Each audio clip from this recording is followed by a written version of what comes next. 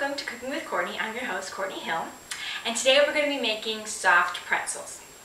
This is a really good snack to make for anything from parties to just an after-school snack, and it's really easy and simple to make and so good. So first we're going to talk about ingredients.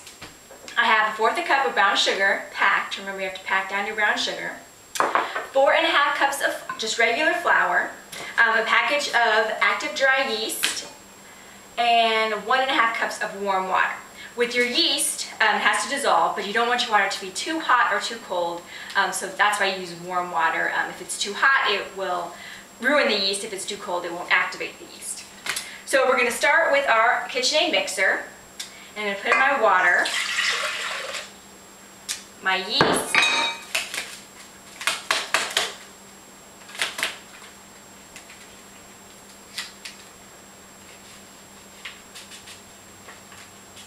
shake all that in there, and my brown sugar. Alright, it's been about 5 minutes and my yeast and my sugar have dissolved in my warm water. It should look about like this. Now we're going to add the flour, little bits at a time, about half.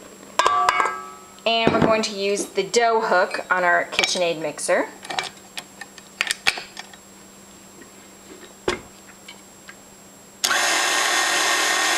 And just mix that up. Then I'll add the rest of the flour and mix it again.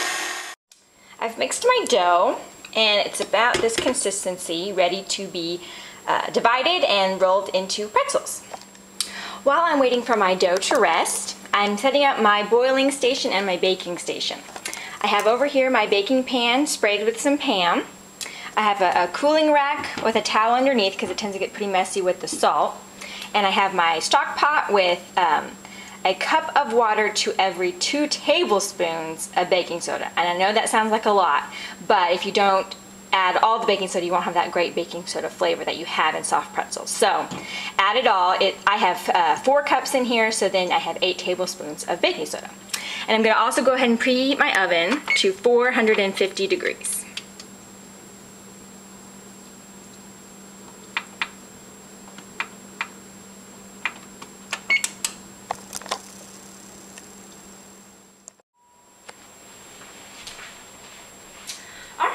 I'm going to get my cooking music here, and we are ready to roll out our pretzels. I've spread out a little bit of flour. You don't want too much flour with these because it won't roll out into the nice pretzel shape. So I'm going to put all this out, and this is kind of what I call a mock yeast dough because you don't let it rise like you would a normal bread dough, but you do use the yeast. So we will divide it into 2 first. Helps if you get a little flour on your hands. It's a very sticky dough. Okay. Roll it into, or split it into 2. And this is where I like to use a pizza cutter. A pizza cutter is useful for so many other things than pizza. I think it should just be called a utility cutter.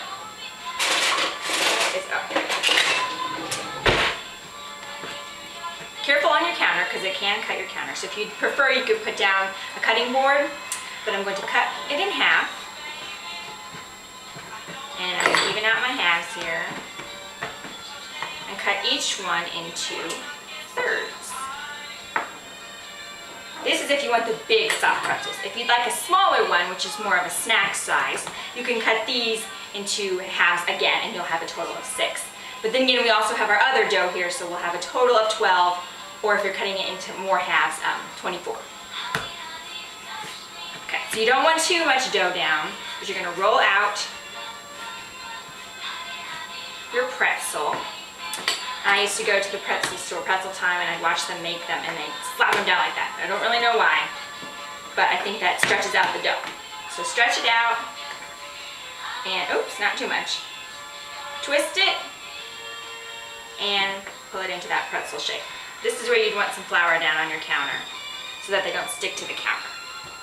And that one's not so beautiful, so I'm going to try another one. Maybe a little more flour this time. Practice makes perfect on these. So So just have fun with it, and no matter how they look, they're really going to taste great. So much better than those frozen ones. Okay. Alright, so close up, you're just going to roll out your dough. Stretch it out.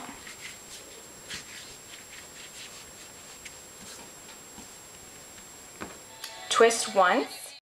Twist twice. Bring down the edges to the bottom and make sure that you press them flat. And you can stretch it out and you have your lovely pretzel shape.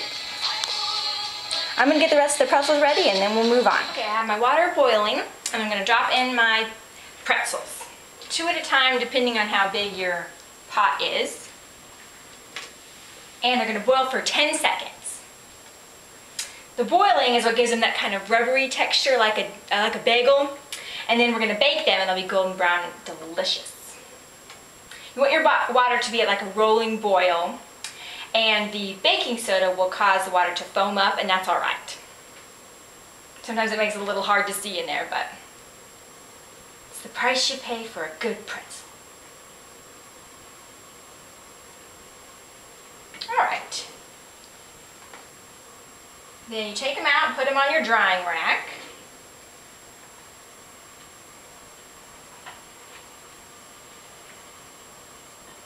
They're not going to look perfect because they're homemade. That's what makes them so good. And while they're still wet, you want to sprinkle your kosher salt or your crystal salt on your pretzels. That way they stick. That way you don't have to use extra butter, you don't have to use egg whites or egg yolks or anything. You can use that, it'll make them extra shiny, but this way they're a little bit less fattening.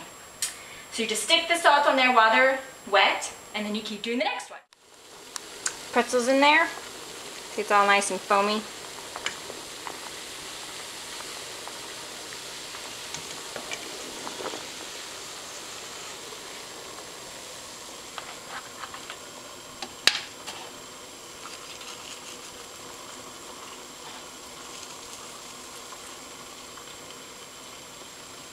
Sprinkle it with salt and put it on the baking rack. Okay, I'm putting them into a 450-degree oven for between 8 to 10 minutes, depending on how golden brown you like them. We'll check back when they're done. All right, they're done and we're ready to take them out of the oven. Remember, don't stick your face in a hot oven. Ooh, nice and golden brown. We'll let those cool for a while and then we'll try one. I finished my pretzels and we're going to give them a try. That was really good. You'll never buy frozen pretzels again. That's it for me. Thanks for watching Cooking with Courtney, where I'm on a mission to teach you how to cook things you'll actually want to make. Thanks!